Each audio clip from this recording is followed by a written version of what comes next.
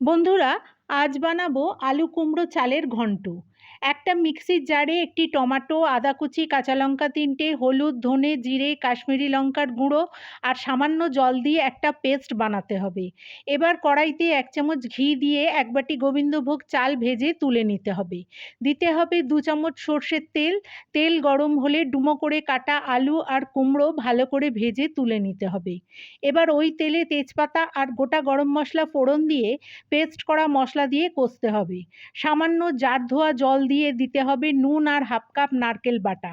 এবার সব মশলা কষে তেল ছাড়লে ভাজা আলু, কুমড়ো আর গোবিন্দভোগ চাল দিয়ে নাড়তে হবে।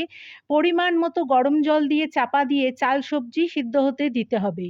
জল টেনে সব সুসিদ্ধ হয়ে গেলে ২ চামচ চিনি আর হাফ ক্রাশ করা ভাজা চিনেবাদাম ছড়িয়ে নাবিয়ে নিলেই রেডি আলু কুমড়ো চালের ঘন্ট।